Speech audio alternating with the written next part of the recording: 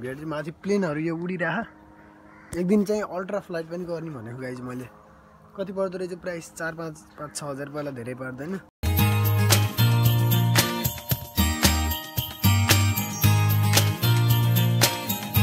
So hello नमस्ते guys, तपाईहरु सबैजनालाई स्वागत छ मेरो युट्युब को अर्को नयाँ भिडियोमा। र अहिले चाहिँ म भात सात खाएर अब नुहाउने तयारी गर्दै छु। धेरै भयो नुहाउनु, एक हप्ता भन्दा बढी भयो नुहाउनु आएको चाहिँ। अब नुहाउने यहाँ बाहिर यहाँ घाम लागिरह, म चाहिँ यहाँ फोन हेर्दै बसेको छु कुर्सी राखेर टक्क यताबाट घाम लागिरह। अब यहाँ मस्त नुहाउँछु, यहाँ बाहिरै घाम ताप्दै नुहाउँछु। भित्र पानी तताउनु लाग्यो, म तपाईहरुलाई देखाइदिन्छु। अब पानी तात्दैछ, पानी ताते पछाडि नुहाउने अनि यस्तो भ्लग भ्युजतिर कता गइन्छ यसरी। यहाँ चाहिँ म तताउँदैछु, हेर्न सक्नुहुन्छ। यो रडबाट चाहिँ मैले पानी तताउँदैछु, यस्तो यहाँसम्म रापाइराखेँ। यो रातो हुन्छ है। अब यसलाई यहाँ भित्र पानी भित्र हाल्छु, एक बाल्टी पानी छ अनि तात्छ डेन्जर तथा म तपाईहरुलाई देखाइदिन्छु है। हेर्नु है, डेन्जर तातो यो रातो भयो। ल अब यसलाई यता हाल्छु गाइडमा, यसरी यसरी ल यसरी हाले पछाडि यो तातो भइरहेको छ, पानी तात्दै गर्छ। त यो पानी तात्छ अनि म टक्क नुहाउनु पर्ने हुन्छ। अनि नुहाएर फ्रेस भएर दिउँसोतिरको भ्लग देखाउँछु गाइज। त्यही हो, ल हेर्दै गर्नु होला। सो फाइनली गाइज म चाहिँ नुहाउनको लागि रेडी भइसकेँ। मेरो पानी पनि ताते छ, त्यस्तो मजाले साह्रो त तातेन तर हल्का हल्का चाहिँ ताते छ। हजुरहरूले फेरि यस्तो घाममा पनि के पानी तताएर नुहाएको भन्नु होला। के मेरो चाहिँ एउटा रिजन छ, मलाई चाहिँ पिनास छ, त्यही भएर चाहिँ मैले तातो पानीले नुहाउँछु। चिसो पानीले नुहाउनु हुँदैन, मलाई पिनासले च्याप्प पार्छ, त्यही भएर हो। अब यता मेरो पानी तात्दै है, यता साबुन यता, त्यही अब म नुहाउँछु टक्क लाएर। जाडो भयो नुहाएर अनि भेट माथि प्लेनहरु यो उडिरह। एक दिन चाहिँ अल्ट्रा फ्लाइट पनि गर्ने भनेको गाइज मैले। कति पर्दो रहेछ प्राइस 4-5-6 हजार पहिला धेरै पर्दैन। कति घन्टा, कति 1 घन्टा होला सायद। एक दिन अल्ट्रा फ्लाइट पनि गर्छु गाइज सुन।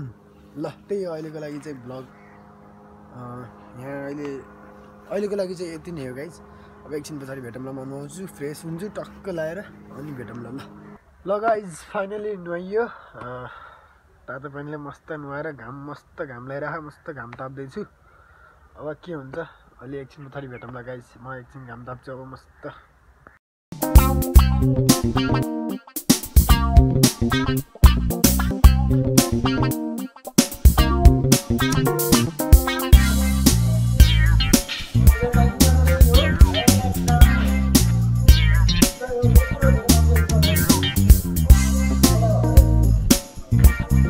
सो गाइज अहिले चाहिँ म चिया पकाउँदैछु। चिया र खाजा खाने टाइम भयो, 4:30 भयो बल्ल खाजा खाँदैछु। म चाहिँ माथि पर्सिङतिर गएको थिएँ ठुलो आएको घरतिर, अनि उतातिरको भ्लग त बनाइनँ, त्यही पनि अलिअलि यसो गरेर चाहिँ आएँ।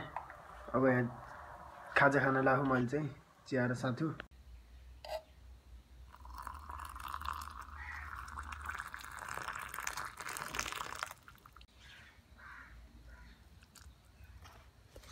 चिया र सातु खायो भने चाहिँ प्रोटिन पाइन्छ गाइज। यो सातुमा चाहिँ के छ भन्दाखेरि चना छ, भट्ट छ, मकै छ, अनि अरू के कुरा, चना, भट्ट, मकै, बदाम, अनि काजु, अनि त्यो के आलमन्ड हो कि के भन्छ नि, त्योहरू सब मिसाएर बनाएको सातु हो। मम्मीले गाउँबाट, म गाउँमा बनाउनु थियो मम्मीले।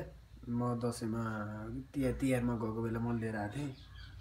अहिले चाहिँ खाँदैछु, बेला बेलामा भोक लागेको बेला खानु हुन्छ, एनर्जी डेन्जर पाउँछ यसबाट चाहिँ। ल